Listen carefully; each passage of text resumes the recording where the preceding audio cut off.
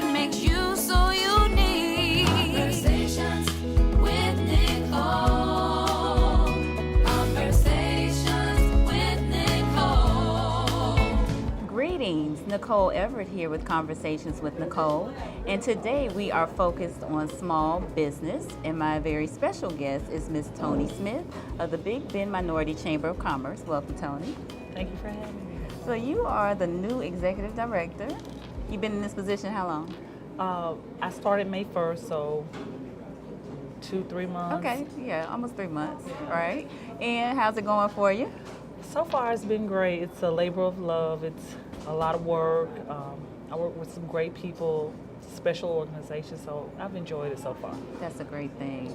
Now, Big Bend Minority Chamber has been around about 5 years, right? Yeah, November will be year 5 for us, our anniversary. Okay, and why is there a need for Big Bend Minority Chamber?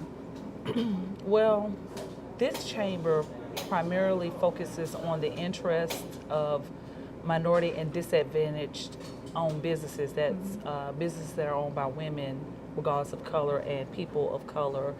And there are just some special needs that are unique to the interest of small minority-owned businesses, and we tend to focus on those specifically. Okay, and so maybe folks that have not been involved in the traditional Right, sense. well, there are certain challenges when you're a smaller business, and minority businesses tend to be smaller, but there's some legislative issues, some legal issues that are very specific to small businesses. There are some marketing and PR challenges.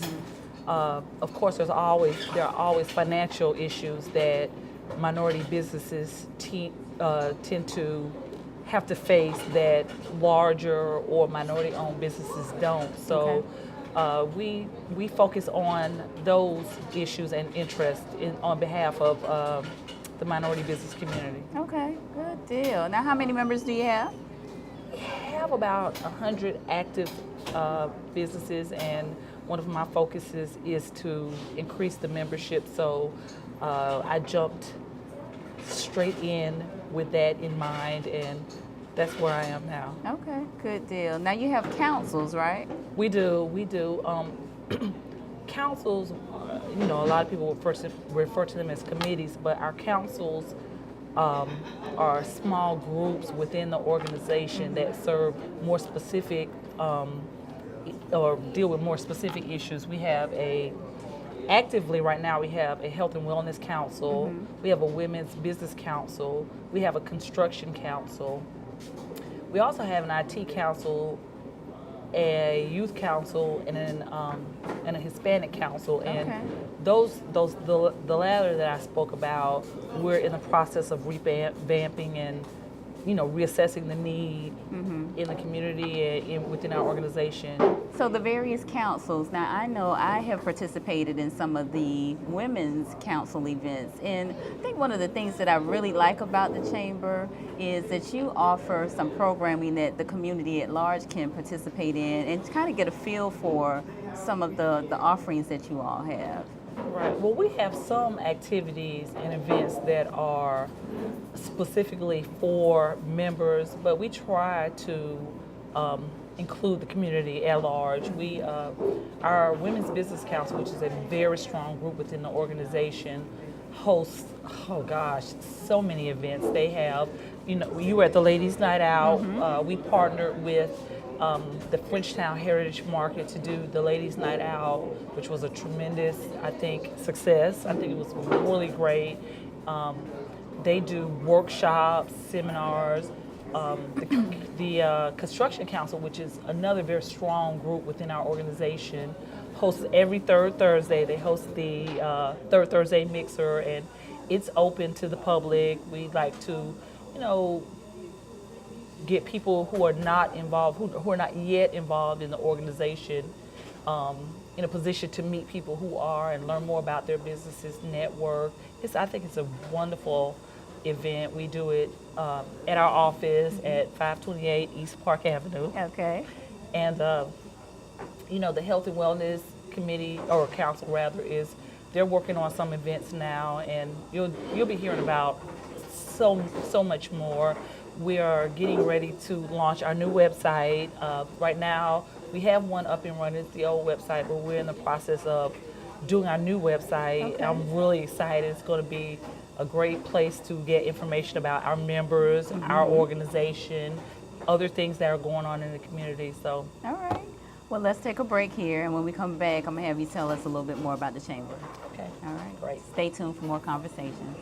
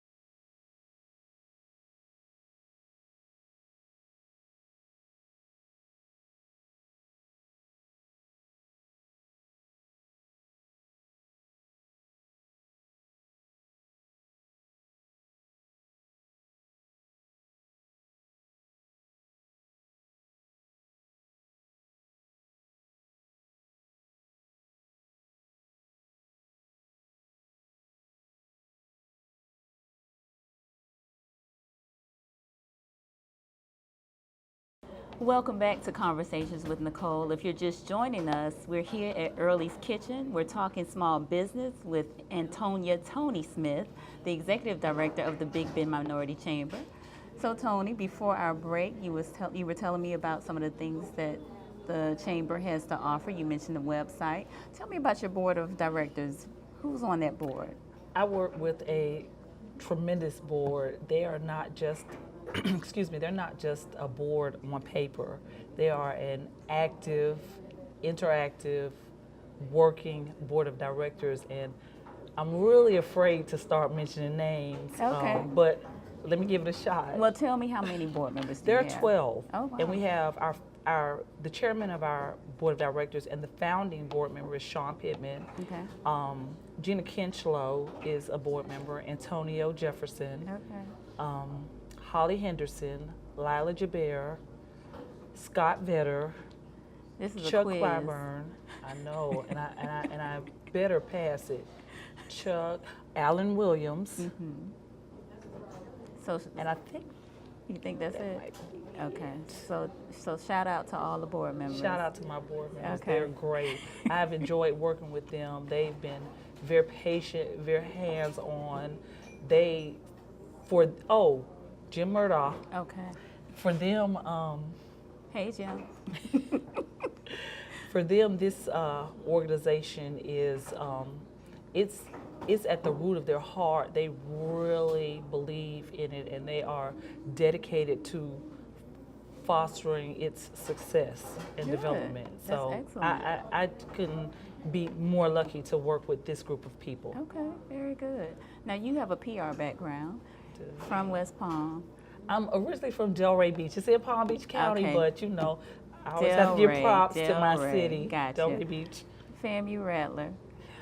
What brings you back Third generation to FAMU Tallahassee? Rattler. Because you had left and come back. I so, did. okay. I left Tallahassee. I left Tallahassee and went to Mississippi. I spent the better part of my adult life in Jackson, Mississippi, Okay. and it is where I raised my children. They were born and raised in the area, and we loved it. We Okay. loved it, but you know, my time had passed there, and it was time to come back.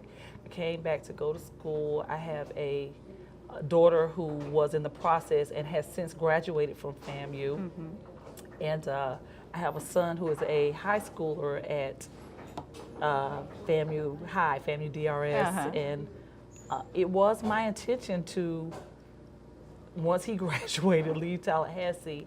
But it's got a hold on you, right? It's got a hold on. Let me tell you, Nicole, this is a very different Tallahassee than the one that I knew when I was a student. You know, we all think, oh, I'm going to Atlanta, Chicago, Detroit.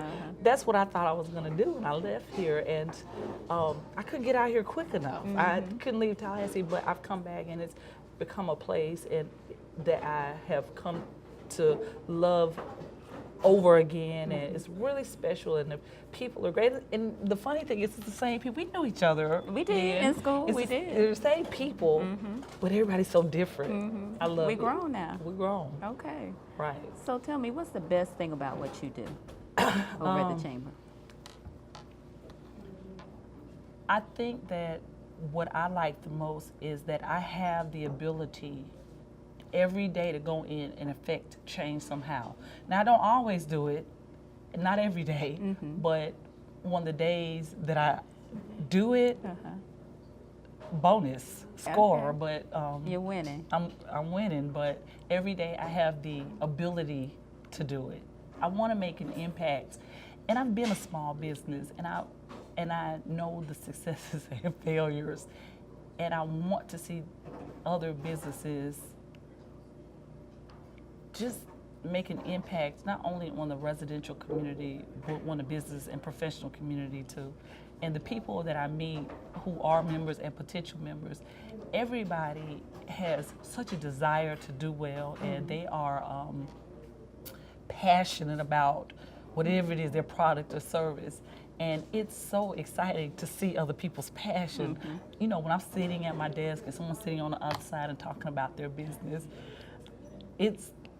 I don't know, it's really touching. It's rewarding. It's very rewarding, it is. Well, I think you are quite qualified for this position, and it was very nice having you today. Thank you. Thank you for having me, and good luck on this season of your show. I appreciate that. Stay tuned for more conversations. Right, been doing business for a while now, but Working Class Wednesday, tell me about that.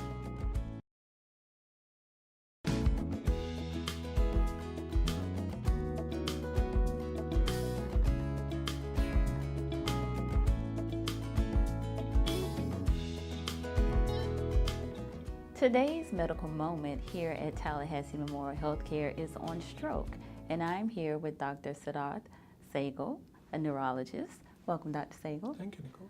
So stroke, tell us what it is and what happens when that takes place. So stroke is the 5th leading cause of death in this country, and number 1 cause for adult disability in our country. There are about 800,000 strokes that occur every year in the country, so it is a very common neurological condition which accounts for a lot of death as well as disability. A stroke happens when there is obstruction of blood flow to a part of the brain, and that leads to a specific sign or symptom in that person. Common stroke symptoms can be remembered by using the acronym F.A.S.T, which stands for face, arm, speech, and time. Okay. So if someone develops sudden onset of weakness or drooping of the face on one side, if they develop sudden onset of weakness or numbness in the arm or leg on one side, if they develop sudden onset of changes in their speech, that all could be signs of stroke, and time is of the essence. We need to call 911 so that the patient can be taken to a stroke-ready hospital immediately, and all the stroke treatments are available to them if they are eligible for them. Okay. I'm going to get back to the stroke-ready hospital piece or treatment place, but I want to talk prevention. What are some of the preventative things that can be done to prevent stroke? So 1 in 4 strokes occur in people who've already had a stroke. So we can do a lot to improve that number, and we can do that by reducing stroke risk factors, which are high blood pressure, diabetes, and high cholesterol. So aggressively managing those risk factors will substantially reduce the risk of stroke, both first and recurrent strokes. Okay. The other things are regular physical exercise, about 30 minutes of physical exercise 5 days a week, and then maintaining a healthy diet, which includes healthy fats such as what we get from fishes, olive oil, fruits, vegetables, nuts, and beans, and a diet low in sugar, salt, and high fat. All the stuff we should be doing. Absolutely. Okay, very good. So FAST, you said face, arm, speech, speech, and time. So let's talk about time. If you identify this in time, where should they go? So they should call 911 and should be taken to a hospital which is ready to take care of strokes. Tallahassee Memorial Hospital is the only comprehensive stroke center in our region, which means that we have all the stroke treatments available in one place. That includes TPA, which is the clot busting medicine, also includes clot retrieval or clot pulling out treatments that are done by neurosurgeons, where if there is a big blood clot in a vessel in the brain, they can take a catheter to that blood vessel and pull that clot out and restore blood flow to that part of the brain. Wow, that is excellent. Well, that is great to know. Thank you for sharing that with us today. You're welcome. Okay. Stay tuned for more conversations.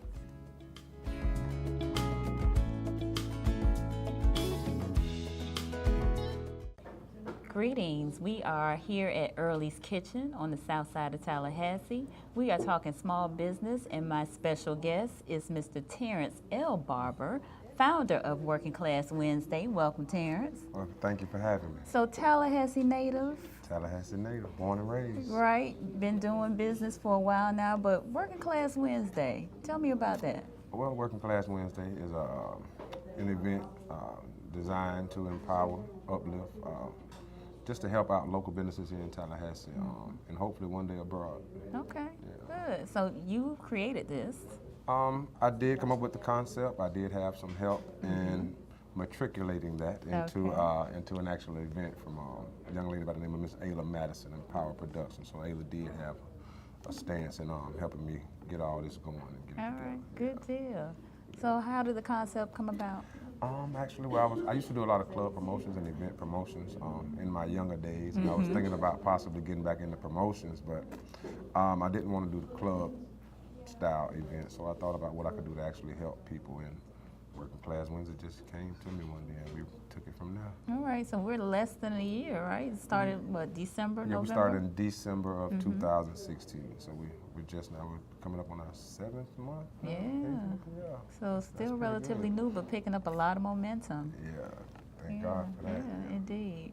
You have two different formats. You have a networking kind of meet and greet style, and you also have a vendor style where folks can set up tables. So tell Right. us about both of those. Okay, well, the meet and greet is normally done at Hotel Duval Level 8, and that's once a month, where we allow people to come out and network, and we have free hors d'oeuvres, free champagne, and kind of like an after-work woosah for the working class to come out and just network and pass out business cards, talk about the long day they had at work, talk about their aspirations to be a business owner if they're not already a business owner, and we just, it's fun and just, it's good to just see people come out and have a good time talking about work, so to Okay, speak. all right. And small business owners, they can share ideas and, Right. Meet some new business owners, maybe find somebody that can provide services that they may need, Right. that sort of thing. Right. Okay. And then the vendor setup event is where we allow people to come out and actually set up tables and actually display their items, sell their items. We also added a lot of social media marketing for both events for sponsors as well as vendors. So was it March when we did it at Florida State? We had over 100 local businesses come out and set up vending spaces, and it was just an awesome event. It was an awesome event. I was at the You event were. and I had a You table, were. and You it was a did. great turnout, Right. great exposure too. Thank you for supporting us. So who are some of your sponsors? Some of our sponsors right now, let me go over the long list. I don't want to leave anyone out. But Darryl Jones, the Office of Economic Vitality, he's been one of our key sponsors. My employer, Tallahassee Dodge Chrysler Jeep, have been an ongoing sponsor. We've had the Law Office of Annabelle Diaz, Law Office of Mutaki Akbar. We've had Pinky's Moving Service. There's a long It is a long list, so we're not trying to leave anybody out, but I just wanted to kind of give an example of who some of the And I sponsors do were. appreciate all of our sponsors. Indeed, because without them, there would be this no would be Working taking Class place. Wednesday. Correct, Yeah, correct, absolutely. correct, So correct. I think one of the best things that I also like about Working Class Wednesday is that it's free. You try to offer that, and I think at one time you were asking for a small registration fee, but again, those types of events can be costly as a small business or a micro business owner. Absolutely. And, if they're just getting started out, they may not be able to afford large vendor Right. fees for expos and things of that nature. So Right. this is a great service that you're providing. I'm glad I was just able to help out in some Okay. way. Sounds good. Well, we're going to take a break right now. Okay. But when we come back, we're going to talk more about Working Class Wednesday and find out a little bit more about Terrance L. Barber. Yes, ma'am. Okay. Stay tuned for more conversations. Welcome back to Conversations with Nicole. If you're just joining us, we're talking small business today at Earley's Kitchen with Mr. Terrance L. Barber of Working Class Wednesday. So Terrance, before the break, you were telling us about Working Class Wednesday, how it got started, what it offers. What do you see the future of Working Class Wednesday? Working Class Wednesday, the future. Well, we actually want to, once we've built a strong foundation here in Tallahassee, which I don't think we're quite there yet, but we're coming up on that. I have been asked to do it in different places, different cities. We've had offers in Atlanta, Dothan, Alabama, wow. Jacksonville, Florida. We've had a couple of offers of people interested in bringing the program there. So, I don't see why, if we're able to empower the people of Tallahassee, I'm not certain why we wouldn't be able to empower the people in those cities as well. So I'm looking forward to that. Now, what do you see the value of Working Class Wednesday as being? I think that the inexpensive networking and marketing aspect of the program that we've developed, I think is essential for a lot of small business. We've had people that have come, whether it be in person or via email or inbox, just really like thanking us for the clientele and the exposure that they've received from being participants. I don't think we've had anyone that came out and didn't capitalize or didn't enjoy or didn't see the benefit of what Working Class Wednesday offers small businesses. Okay, good deal. Now, if somebody wanted to get involved with Working Class Wednesday, how would they do that? Right now we have workingclasswednesday@gmail.com. Of course, we're on all social sites. Well, at least Facebook and Instagram, we have our own Working Class Wednesday pages. They can contact me on any of my social sites or 850-339-6191. I'm always willing to, talk, teach, give my opinion on, whatever I can help you with. Good deal. Thank you. So, you, again, we talked about you being born here, raised here. What keeps you in Tallahassee? Well, a lot of things, but probably the number one right now would be my little girl, my Okay. 8-year-old daughter. Yeah, I'm not going anywhere. Who is beautiful. Yeah, isn't she? Just like her daddy. She is. Yeah, so right now that's sort of what keeps me grounded. And also I'm going back to school in the fall. I'll be at FAMU. Go Rattlers. Trying to get my MBA up. Good yeah. deal, Okay, good so deal. that's another thing too. But yeah, Okay. until I feel led All somewhere else, I'll be right here. And what are your aspirations? Right now, I just want to keep developing. I also started Terrance L. Barber LLC, which I wanted to just be an empowerment program for not only just local businesses, but I also want to branch off into some, maybe some youth counseling. Okay. Thinking about one day long-term goal, of course, of being maybe starting a group home for at-risk teens and things of that nature. I just want to help people. I just think I have a heart to help people, and I just think it's what God intended for me to do. So that's what I'm gonna do. I understand. That's great. That is great. So what's the best thing about what you do with Working Class Wednesday in your personal opinion? I think the best thing that we have to offer, the platform. I saw a need for, like I used to own a couple of local businesses, and my dad owned a local business. I have, relatives and friends of mine that own businesses, and there's not a whole lot of places or one specific event geared towards the local business itself. We have events, but it's more so like you can get a table there, but you're kind of like the sideshow to the event, not to dumb down the event. But I wanted to create something where people are actually, the businesses themselves are actually the focal point, and we're more focused on the business owners and what it is they're trying to do in an ever-changing college town economy. Right. Of course, yeah. Right, so, right.